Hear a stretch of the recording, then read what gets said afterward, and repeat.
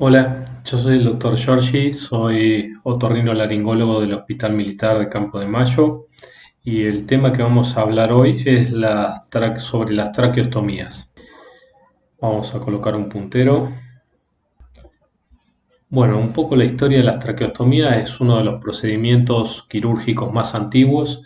Ya se observaba en papiros que datan del 3600 a.C. ilustraciones sobre traqueostomías y en excavaciones peruanas de la época precolombina se observan grabados en piedra sobre traqueostomías o procedimientos sobre el cuello de otros indígenas realizados por probablemente chamanes en esa época. Asclepíades de Persia se le reconoce haber sido el primero en realizar una traqueostomía en el año 100 a.C.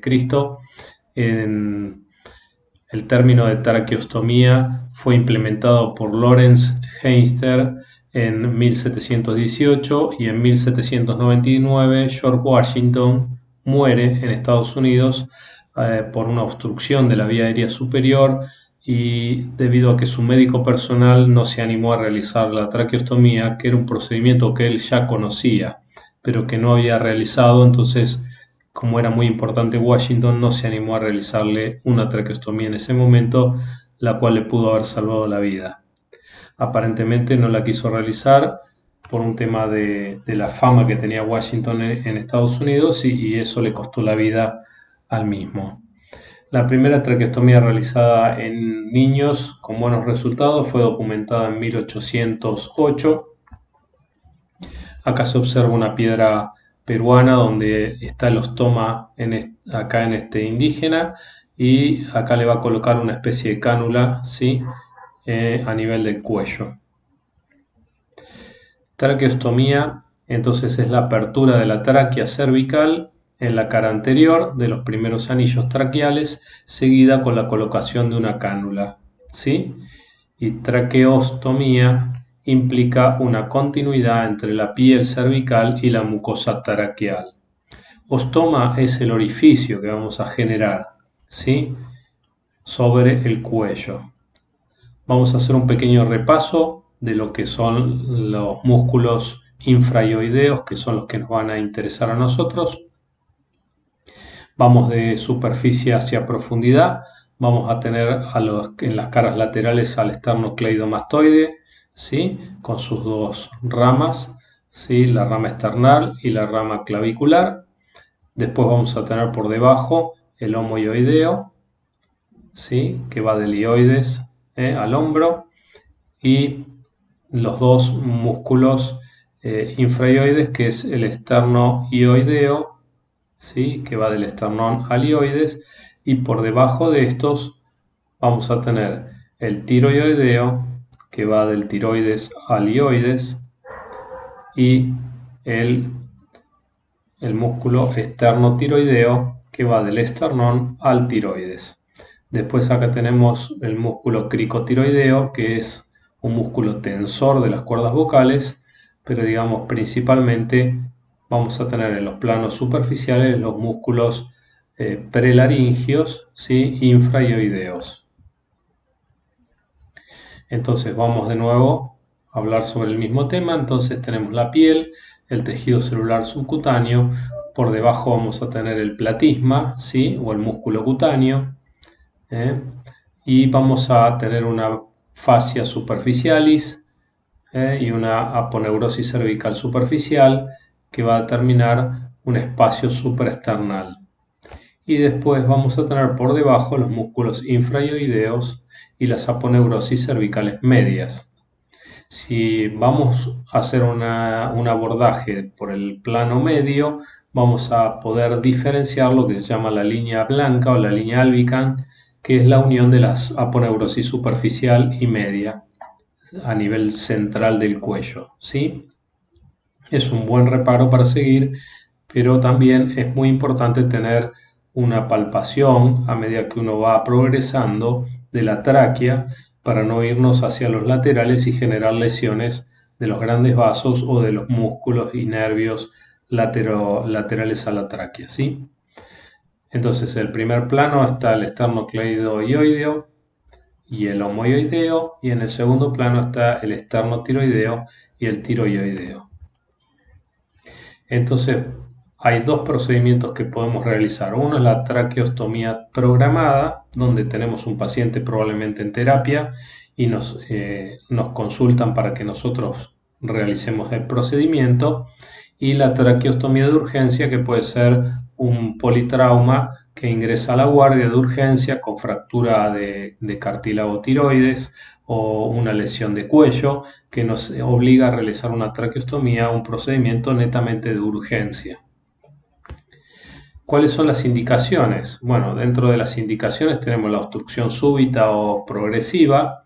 Súbita, como dijimos recién, por un traumatismo, o progresiva puede ser por una reacción de tipo alérgica, ¿sí? Un edema de glotis o una reacción de tipo, de tipo anafiláctica aguda.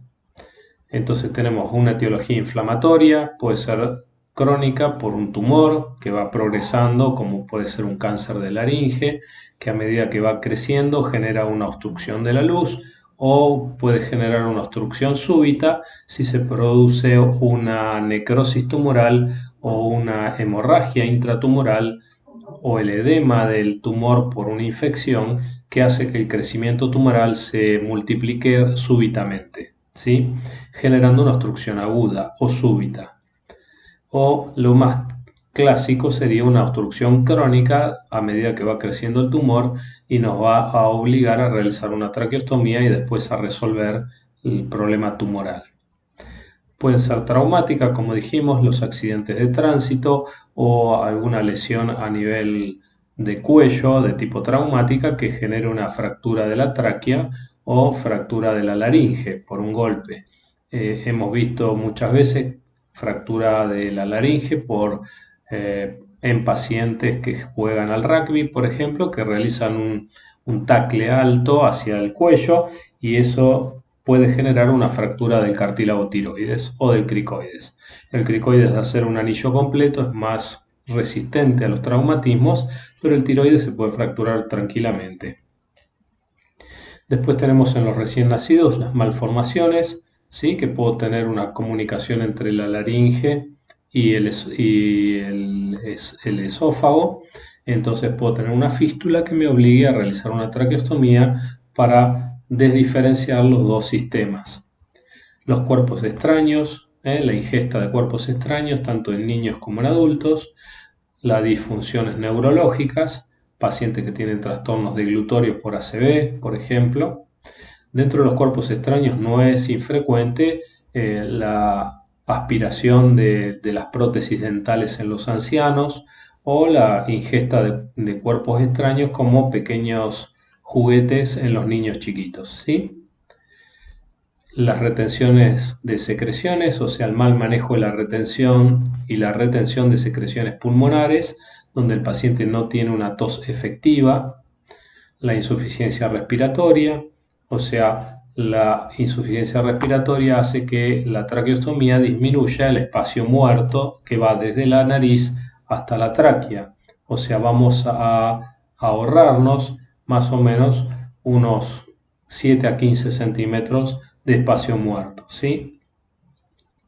Las intubaciones prolongadas, lo ideal es no prolongar una intubación más allá de los 5 a 7 días, siempre y cuando yo sepa que el paciente no va a lograr ser extubado en un corto tiempo. Entonces, si yo tengo un paciente en la terapia intensiva que ya lleva 5 días de intubación y respiración mecánica asistida y pues sé que no lo voy a extubar, bueno, es conveniente realizar una traqueostomía para evitar la lesión que va a generar el tubo, tanto a nivel traqueal como a nivel oral, porque va a generar lesiones por decúbito a nivel de la comisura labial o a nivel de la mucosa traqueal, ¿sí?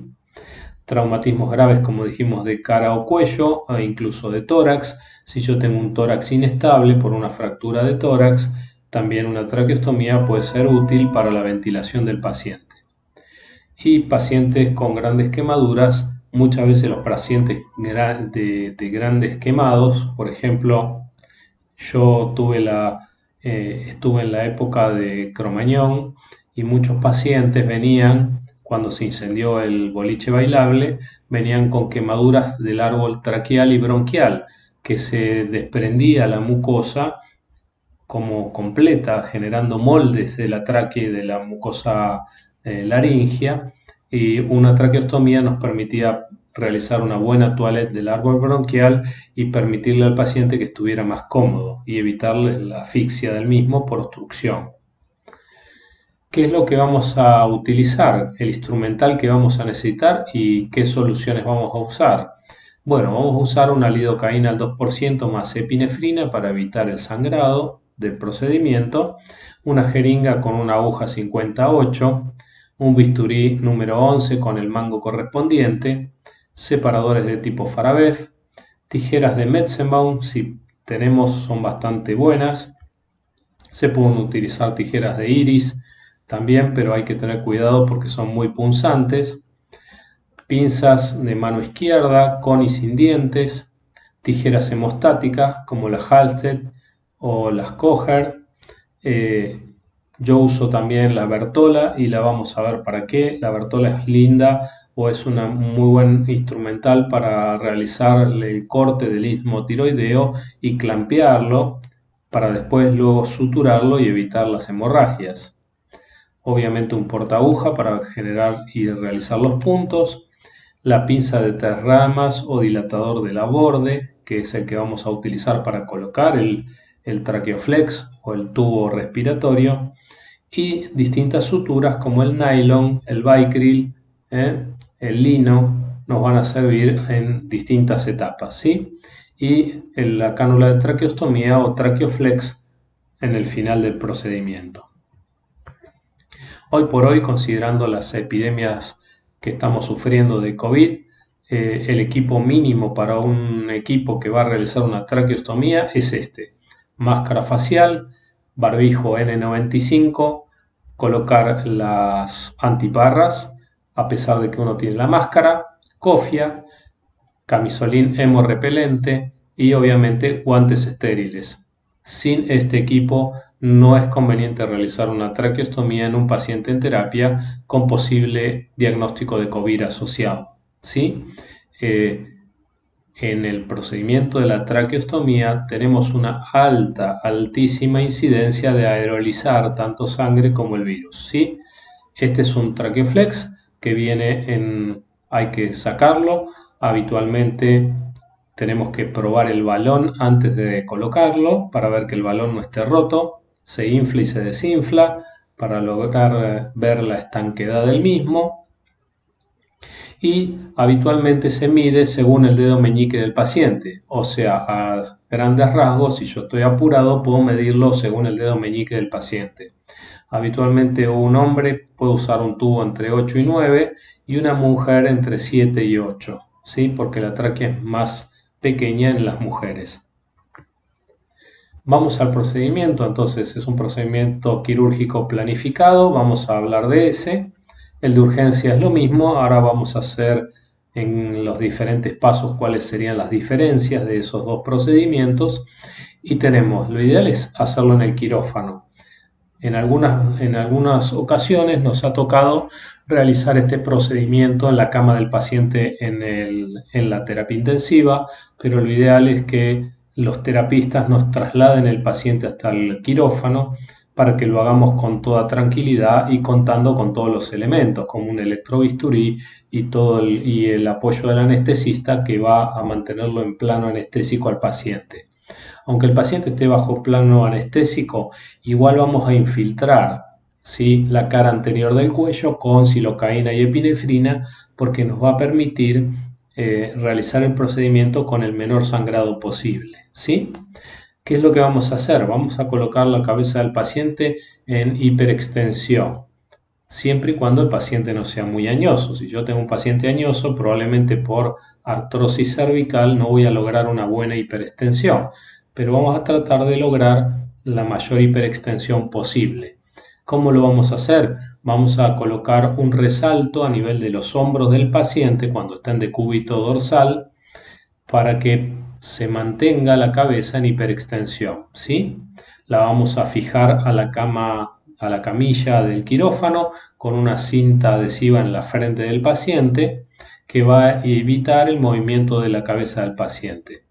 Se realiza antisepsia del lugar, se colocan los campos quirúrgicos, vamos a colocar un campo frontal, un campo a nivel del tórax, que es el campo largo, y dos campos laterales para cerrar completamente y aislar todo lo que es la piel del paciente, exceptuando la zona cervical, ¿sí? Vamos a infiltrar, como yo antes bien dije, con lidocaína al 2% más epinefrina, a pesar de que el paciente va a estar en un plano anestésico, para que nos permita realizar el procedimiento con el menor sangrado posible, ¿sí? Acá está la hiperextensión, fíjense que se coloca un resalto en los hombros del paciente y la cabeza nos queda colgando. Esto es un paciente joven, acá se observa lo mismo, el resalto, la hiperextensión, lo que nos va a mostrar con mucha facilidad tanto la protuberancia del cricoides que se encuentra en la zona central como el cartílago tiroides o en los varones lo que se le llama la nuez de Adán, ¿sí? Al ponerlo en hiperextensión, esas dos accidentes anatómicos se van a ver perfectamente, ¿sí? Y vamos a elegir la zona donde vamos a realizar la incisión de la traqueostomía. Entonces vamos a palpar la escotadura del tiroides o vamos a palpar el cartílago cricoides en la región central, el tubérculo que tiene central, ¿sí? La idea es o dos traveses de dedo por arriba del hueco, ¿sí? External. ¿Para qué? Para evitar, en el caso que exista, la arteria innominada, que es del tronco brachiocefálico. Y también para tratar de ir por arriba en lo posible del istmo tiroideo, ¿sí? Entonces, dos o tres traveses de dedo por arriba del hueco external. Ahí vamos a hacer una incisión. La incisión, cuando no es una traqueostomía de emergencia, va a ser horizontal. Entonces vamos a hacer una incisión horizontal cuando no es un procedimiento de emergencia. Entonces se realiza 3 centímetros por encima de la horquilla external, o 3 traveses de dedo, ¿sí? Y vamos a hacer una incisión que va a ir de 4 a 5 centímetros, que va a ir de borde a borde del esternocleidomastoide. O si hago una traqueostomía de emergencia, lo ideal es realizar una incisión vertical porque vamos a tener todos los planos prácticamente avasculares en la zona central del cuello y nos va a permitir ligar con más rapidez el istmo tiroideo y disecar toda la zona con mucha velocidad. Entonces efectúa en la línea media del cuello, desde el borde superior del cartílago cricoides hasta por arriba del hueco external. No vamos a extendernos tanto hasta el hueco external. Es una incisión también de 4 centímetros desde el borde del cricoides.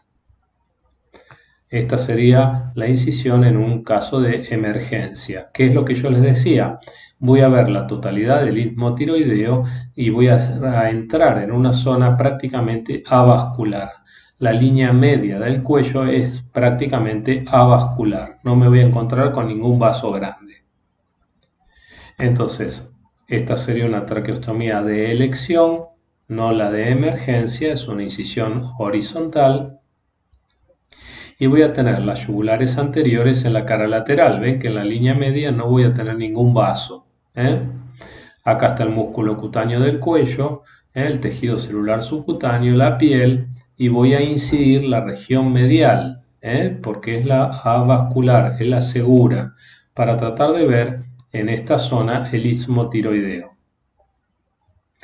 Puede haber una vena comunicante en la región medial del cuello, pero si no me voy tan abajo, es probable que vea las yugulares anteriores en los laterales y me vaya progresando por la línea media sin riesgo.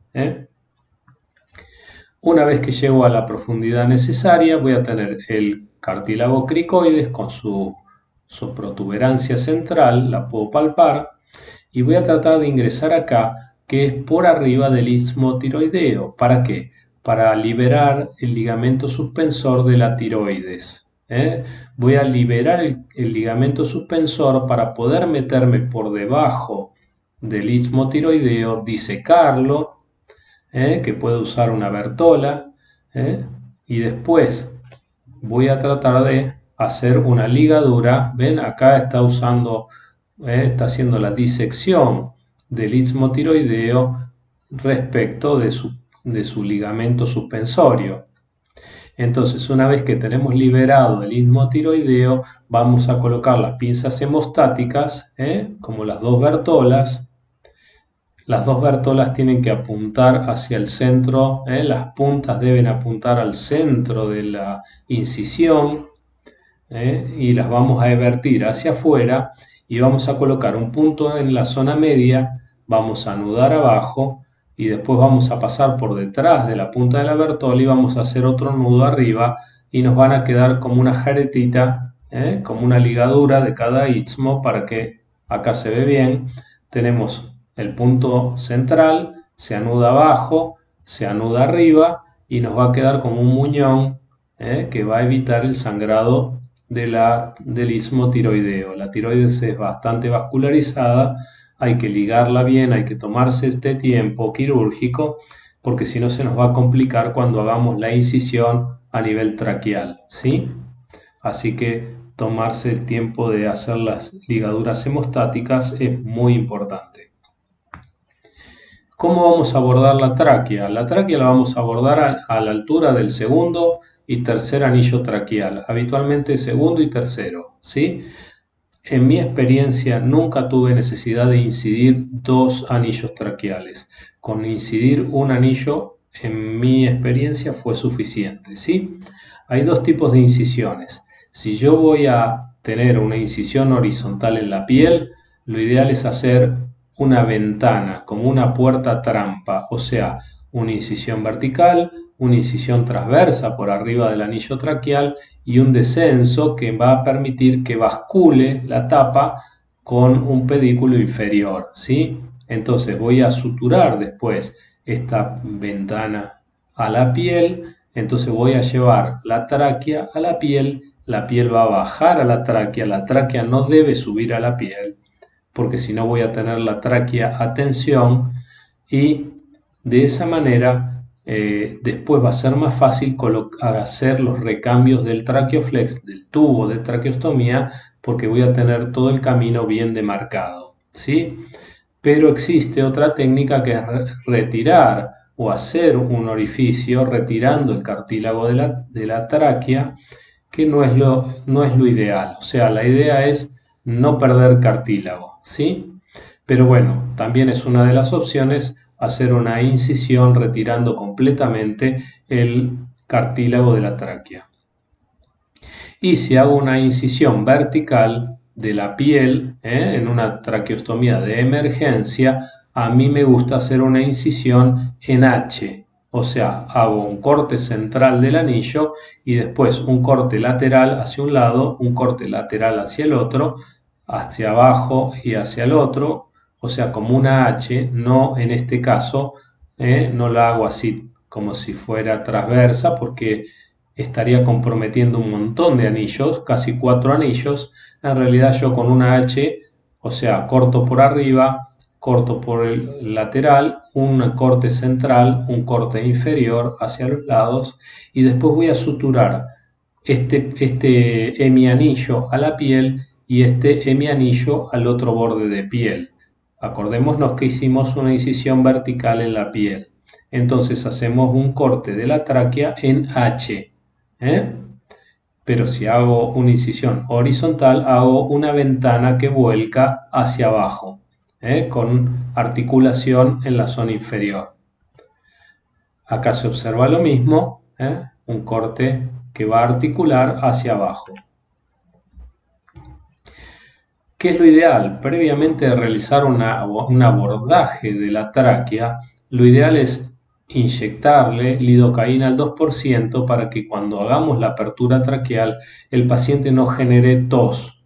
Entonces, de esa manera me va a permitir realizar la incisión del cartílago sin el movimiento brusco de la tos que me va a complicar para cortar el anillo con precisión, ¿sí?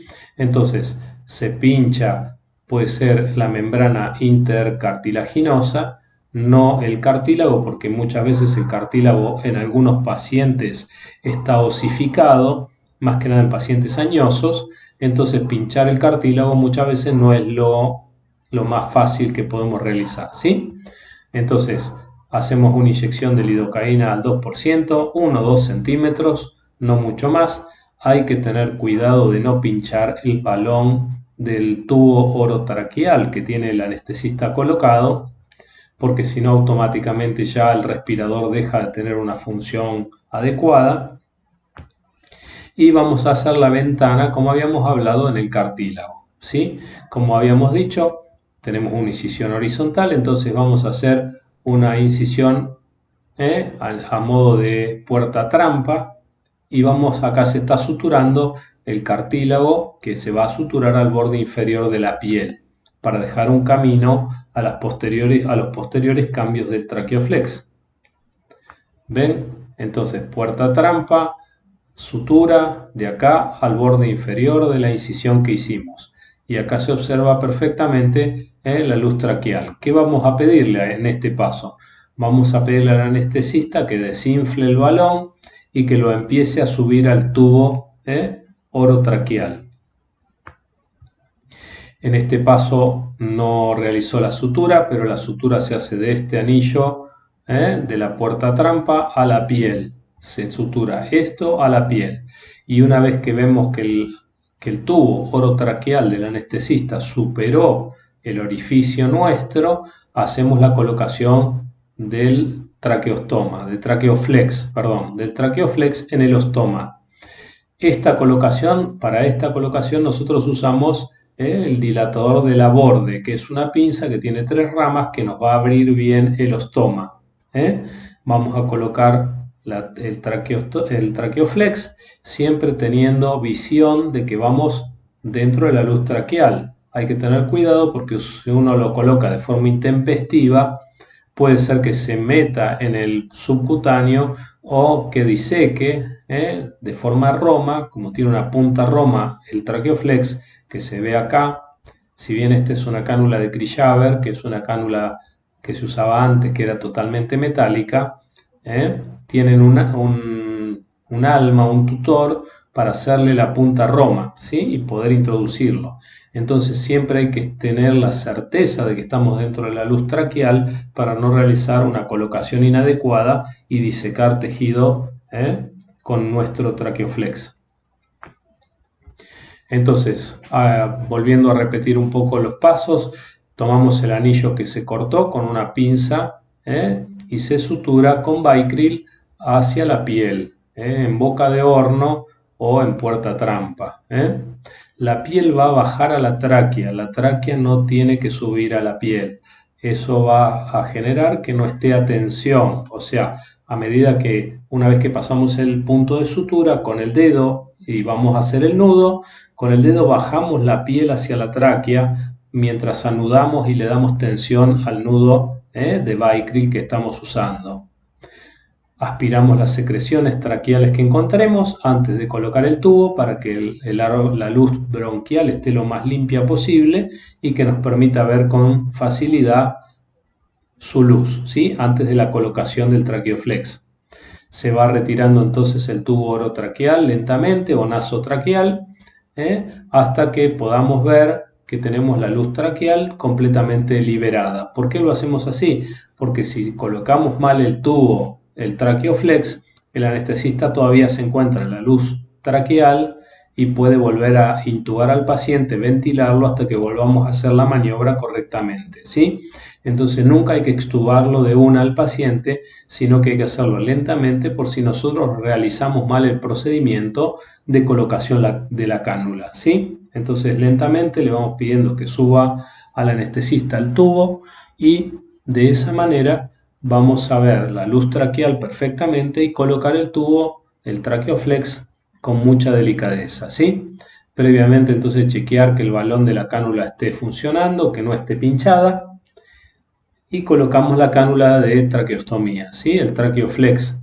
Y una vez que está colocada, vamos a suturar la incisión que hicimos en piel, La idea es no suturarla de forma hermética para no generar un enfisema subcutáneo, porque si tenemos el traqueoflex, que el balón no es bien continente y fuga aire, y hacemos un cierre muy hermético de la piel de la incisión que hicimos para abordar la tráquea, podemos tener un enfisema subcutáneo que va a ir escalando en la cara del paciente y se va a acumular en la región facial, ¿sí? Si eso no llegara a pasar, lo que hay que hacer es soltar los puntos de la incisión de la piel para que se fugue el aire hacia afuera, hacia el medio ambiente y no que quede en el subcutáneo, ¿sí? Siempre se infla el balón de la cánula, del traqueoflex. Hay que inflarlo de forma suave y si tenemos un medidor de presión del balón mejor. ¿Por qué? Porque la hiperinsuflación nos va a llevar a la necrosis de la mucosa de la tráquea. No es lo ideal. Entonces, una vez que logramos eso, que suturamos la piel, vamos a retirar la hiperextensión de los hombros del paciente, lo que nos va a mejorar o nos va a facilitar la sutura de la piel de la incisión. Y también lo que vamos a hacer es suturar las solapas del traqueoflex a la piel. ¿Por qué? Porque las primeras 72 horas lo ideal es no hacer cambio de cánula para que el ostoma se forme, o sea, el orificio se vaya cicatrizando y se adapte al traqueoflex.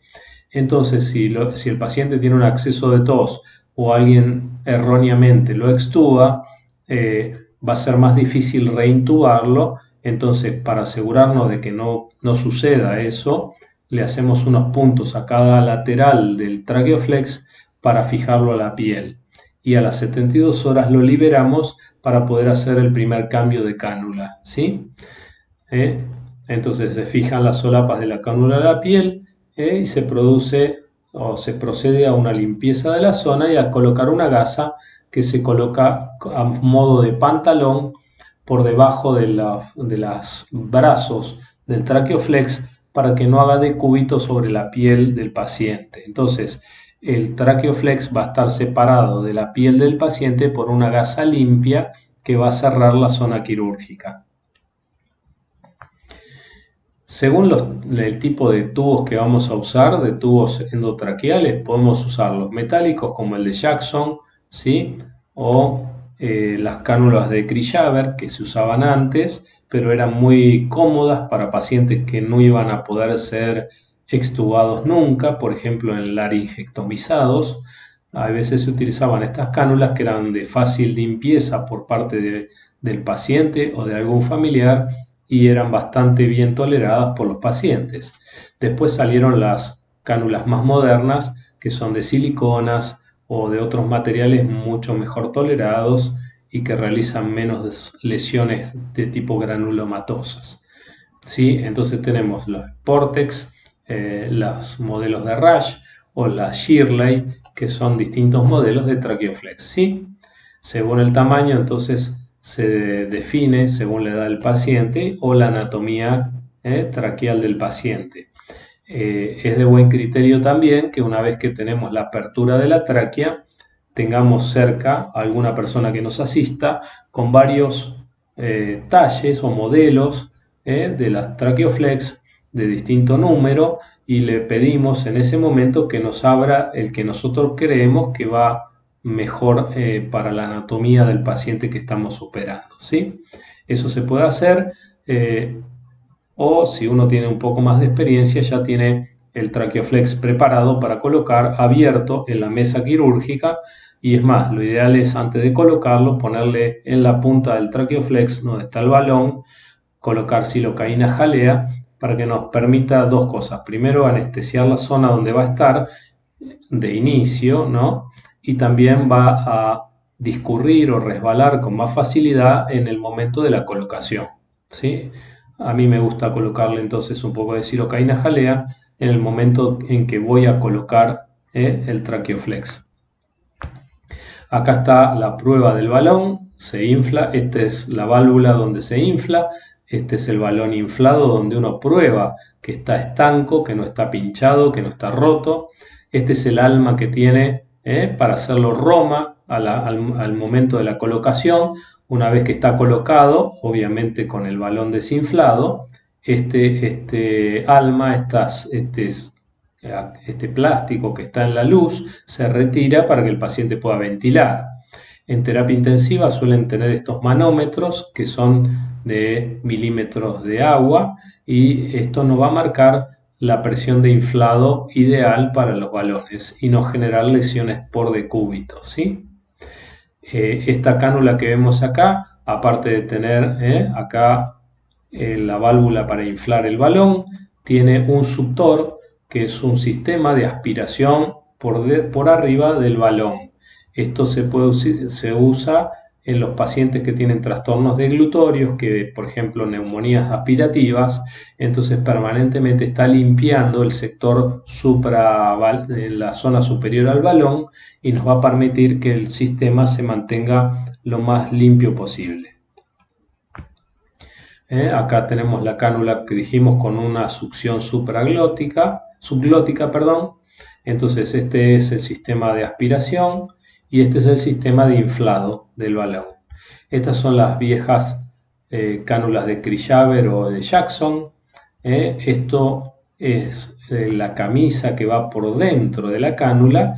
El paciente con la cánula colocada se le sacaba la camisa que se podía limpiar, se le retiraban las secreciones, el moco, los tapones mucosos y se volvía a colocar y el paciente siempre tenía su cánula limpia sin sacar la parte externa que quedaba en el ostoma, ¿sí?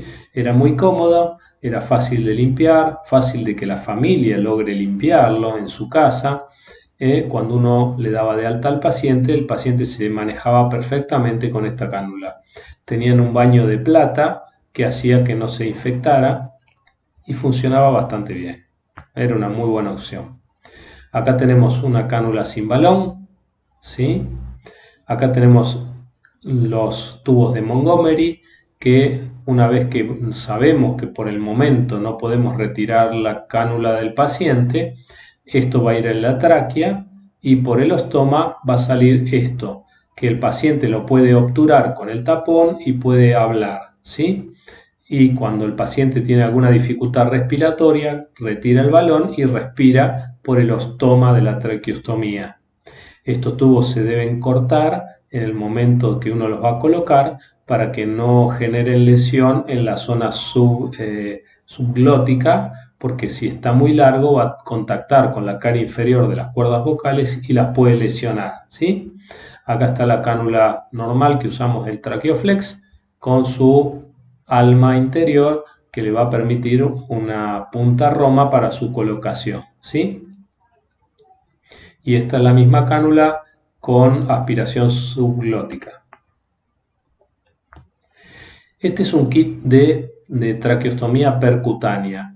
Este es un kit que se suele usar en los casos de emergencia donde yo no quiero realizar una traqueostomía o no puedo realizar una traqueostomía arreglada, entonces se realiza una punción en la tráquea, se va a colocar un tutor, ¿sí? Dentro de la tráquea, se realiza la punción, se coloca un tutor, después una guía y por esa guía se van colocando distintos dilatadores hasta que el último tamaño es la cánula que vamos a dejar, ¿sí? Eso se llama traqueostomía percutánea. Es un procedimiento que realmente requiere de experiencia, porque si uno lo realiza mal, lo que puede hacer es una fístula hacia el esófago, o sea, atraviesa la pared posterior de la tráquea y termina perforando el esófago y colocando la cánula en el esófago. Entonces, si bien es un procedimiento ideal para una emergencia, hay que tener mucho cuidado o hay que saber realizarlo porque no es tan sencillo tampoco. ¿Cuáles son los cuidados a tener en cuenta en un paciente traqueostomizado? Lo ideal de inicio es colocarle el oxígeno, si está en un respirador, humidificado, o sea que el oxígeno tenga una cierta concentración de humedad para evitar que se le produzcan tapones mucosos al paciente, ¿sí? Cuidar el orificio cutáneo, o sea el ostoma, que no se infecte, que no haga granulomas, porque la cánula no es cambiada correctamente o que la cánula haga decúbitos, ¿sí? Hay que aspirar las secreciones. Si yo voy a aspirarlo al paciente a través del traqueoflex, se le puede instilar entre 1 o 2 centímetros de solución fisiológica. Obviamente eso va a generar un poco de tos en el paciente, pero me va a ablandar las secreciones. Y voy a aspirar con una cánula que no debo superar. Muchos traqueoflex traen una cánula de aspiración del tamaño de la cánula para que nosotros no nos pasemos con el aspirador y lesionemos la tráquea y el paciente termine generando una hemóptisis, o sea, empiece a toser sangre, producto de la lesión que nosotros generamos con la aspiración. Segundo, la aspiración tiene que ser corta, porque mientras nosotros estamos aspirando la tráquea o las secreciones traqueales, el paciente no está respirando, porque nosotros nos estamos llevando parte del oxígeno que él quiere del aire que está inspirando. Entonces, la aspiración es corta. La aspiración no debe superar la cánula, porque si no voy a generar lesiones por la punta del aspirador, ¿sí? Y la cánula la voy a cambiar cada 48 o 72 horas, ¿sí? La voy a empezar a cambiar por primera vez a las 72 horas y luego la idea es hacer un cambio diario de la cánula. Siempre yo la cánula vieja, la que le saco al paciente, la limpio y la dejo al costado del paciente en su mesa de luz. ¿Por qué? Porque puede pasar que el paciente se le saque la cánula porque se obstruye con un tapón mucoso y en el momento y en la urgencia la cánula anterior, la que le retiramos antes del nuevo cambio, le va a servir para salir de ese trance hasta que traigan una cánula nueva, ¿sí? Entonces las cánulas que vamos sacando se la podemos limpiar, la podemos sumergir en alguna sustancia que esterilice la cánula o que le quite las bacterias y eso nos va a permitir tener una cánula de emergencia en el caso que el paciente deba ser retirado o decanulado de emergencia, ¿sí? ¿Cuáles son las complicaciones que puedo yo tener por una traqueostomía? Las complicaciones propias de una cirugía, o sea, puedo tener una hemorragia, habitualmente por decúbito, cuando no ligo el istmo tiroideo completamente, lo ligo parcialmente o no lo ligo, la cánula se puede apoyar en el istmo tiroideo hasta que lo termina lesionando, lo que va a generar una hemorragia bastante importante, ¿sí? No va a correr riesgo la vida del paciente, pero sí nos va a obligar por ahí a reingresar al paciente al quirófano y volver a revisar todos los pasos quirúrgicos para ver cuál fue el problema, ¿sí? Obviamente lesiones de estructuras adyacentes, si yo no voy palpando a medida que voy ingresando en profundidad en el cuello, puede ser que pierda la orientación y me dirija hacia los laterales de la tráquea y diseque hacia los grandes vasos, que no es raro y ha pasado varias veces. Y puedo llegar a lesionar los grandes vasos generando hemorragias importantísimas que pueden, bueno, ir hasta la pérdida del paciente, ¿no? Por una hemorragia cataclísmica. La malposición inicial de la tráquea, o sea, abordar la tráquea en una mala posición. La apertura traqueal puede generar una arritmia o un paro cardíaco porque el paciente hace un cambio brusco de la capnografía del paciente, o sea, se produce una pérdida del bicarbonato de golpe, producto del abordaje de la tráquea, y eso nos puede llevar a un paro cardíaco. También una cánula larga y un abordaje bajo me puede llevar a que con la punta de la cánula la ingreso más de lo que debo y tocar la carina y generar una arritmia cardíaca. Si yo coloco la cánula de forma intempestiva y la cánula no está dentro de la luz traqueal, puedo hacer un enfisema o puedo hacer un neumotórax y pincho la cúpula pleural porque me hago una falsa vía paratraqueal, lesiones recurrenciales si me voy de costado, o sea, si no abordo la tráquea y voy por los laterales de la tráquea progresando en profundidad. la aspiración, la aerofagia, o sea, es probable que el paciente con la traqueostomía tenga deglución de aire, producto de que la cánula traqueal le va a fijar la tráquea. Con cada deglución el paciente puede tener no va a tener el ascenso laríngeo normal, sino que va a estar restringido y eso le va a dificultar la deglución al paciente. Obviamente las fístulas traqueoesofágicas, porque hago un abordaje de la tráquea mal y con el bisturí corto la pared posterior de la tráquea y abordo el esófago, o no tengo un buen reparo anatómico y lesiono el esófago, o coloco la cánula de forma grosera y lastimo la pared posterior y genero una lesión en el esófago también, pero habitualmente tiene que ver con un abordaje mal hecho y lesiones por el bisturí, ¿sí? Las postquirúrgicas entonces precoces pueden ser el desplazamiento del tubo, la obstrucción del tubo por un moco o por un coágulo, por un coágulo de sangre que ingresó a la tráquea, sangrado por el aspirador, como dijimos, cuando uso un aspirador más largo que la cánula, yo mismo lastimo la tráquea al aspirar, entonces genero coágulos que me van a tapar el tubo, el traqueoflex, y aparte encima genero una hemoptisis que el paciente puede ser de varios días de duración, entonces tengo que tener cuidado. Infecciones post procedimiento, atelectasias, o sea, se hacen tapones mucosos, fístula traqueosofágica, hemorragias por no haber ligado bien los vasos o no haber ligado el istmo tiroideo, y la disfagia por anclado traqueal. Como dijimos, el traqueoflex va a anclar la tráquea y va a hacer que la laringe no ascienda con cada proceso deglutorio. Entonces el paciente va a tener una mala mecánica deglutoria, pero el paciente suele adaptarse a ese proceso. ¿Cuáles son los postquirúrgicos tardías? Las complicaciones postquirúrgicas tardías. La estenosis traqueal por los balones hiperinflados que generan necrosis de la mucosa, posterior lesión del cartílago, posterior estenosis traqueal. Los espolones, ¿sí? Producto de la mala cicatrización de los cartílagos.